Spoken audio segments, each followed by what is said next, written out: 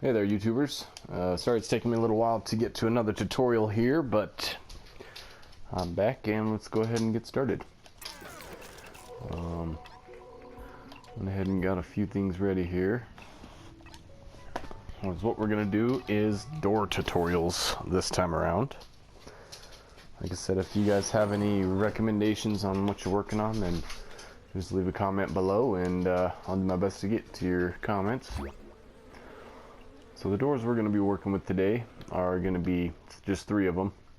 The sliding door,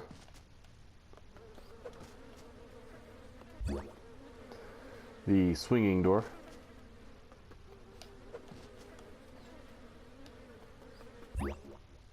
and the raising door. Need to add the logic in. So here we go. Alright, so we're going to need a few things from here. We're going to grab ourselves a microchip. Slap that bad boy down on the door.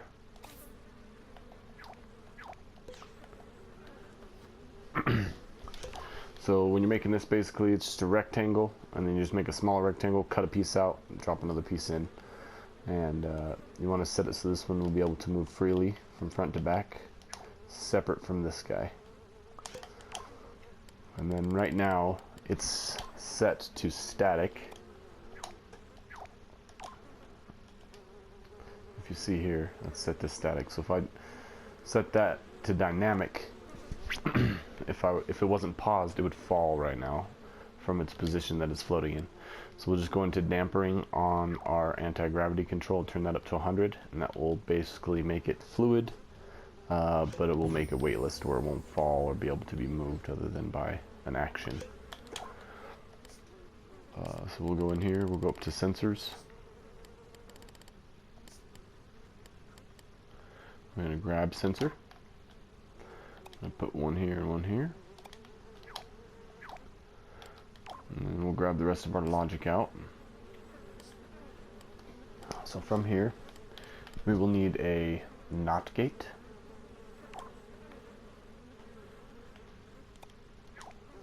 We will need a toggle,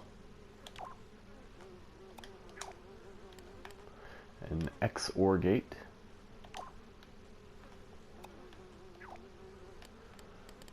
and a few movers. So the default setting that they set to is this. Basically that's the speed that it is, and then the direction that they're going to be moved is the next important part that we're going to have to do, and we're going to change this to out. Then when we're done, just place it down.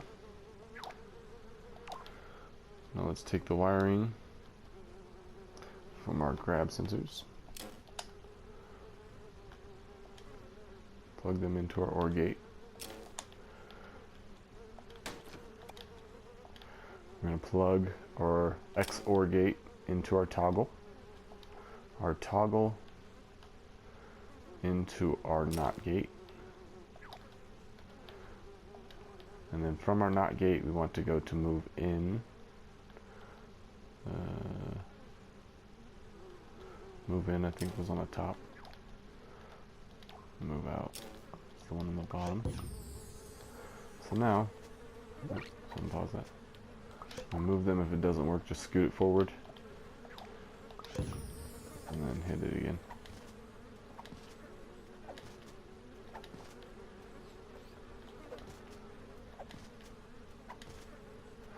And that's how we get our door that slides. So this one here is the swinging door. So for the swinging door, we're going to want to put microchips on both of these, and as you can see, the position of the doors, we have flush door in front, long door in the back. This is on the plane behind it. You could shorten it if you wanted to, depending on what you were looking for and stuff. And then we have the front door, basically the door that we would run into. So from that, let's go ahead, run down here, and for this particular one, you can leave this to static, just so you're aware of that. Let's go ahead and get our microchips opened up here. Alright, so now is what we're going to need for logic on these guys is it's going to be in the objects tweaker page here. And is what we're going to need is a physics tweaker. And we are going to need an opaquity tweaker. And we want to put the physics tweaker on the front one and the opaquity on both of them. Change that down to 0. Down to 0. The fade time is how long it takes to transition from basically visible to invisible. And for this one, we'll just turn these up to, or down to 0. Alright. So those are good to go. Now we're going to add our trigger mechanism, right? So to our XOR gate. And the XOR gate is how this works basically, is that it will work when one, but not more than one of its inputs is activated. Meaning that if both of these door handles were pulled at the same time, it would not switch action. Whichever one actioned it first would stay in that position. So if you're having a level or something where you're running from somebody, you could run through and hold the door and they would not be able to open it until you move from that position. Anyhow, so we wire both of our sensors into that bad boy, and then from there we're also going to need our toggle and NOT gates, right? So grab our NOT gate here, our toggle bolt here, and we're going to wire this mechanism up the same way as we had for the last door. So we're going into our toggle, from our toggle into our NOT gate, from our NOT gate to whichever one of these you want to do. You could pick whichever action you want. It doesn't really matter because it'll toggle on and off between the two. So this is how it looks in play mode. Oh. As you can see, we came across that. So for that is what we're going to do is go to our physics tweaker, and we're going to change collisions to off. Now when you're running by, you go right through the door.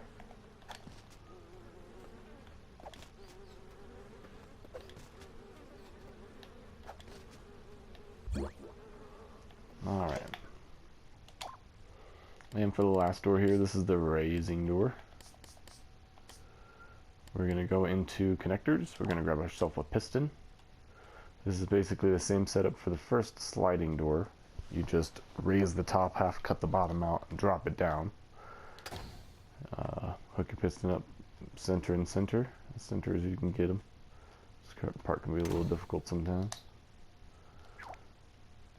And then we'll need our microchip.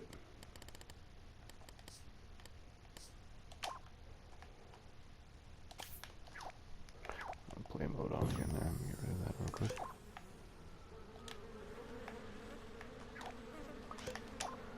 And grab sensors.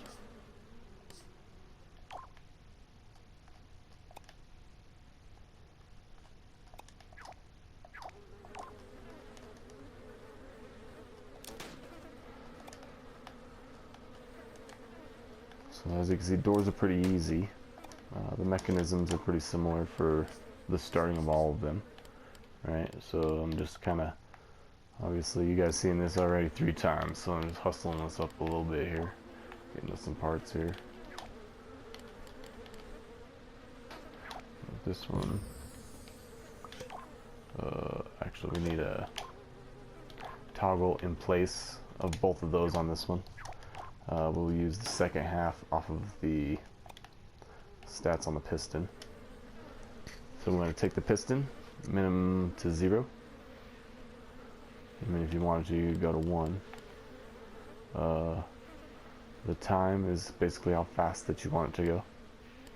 Strength is, you know, if you would be able to run under it, whether or not it'll squish you, or if you would be able to fight, you know, resist back from it.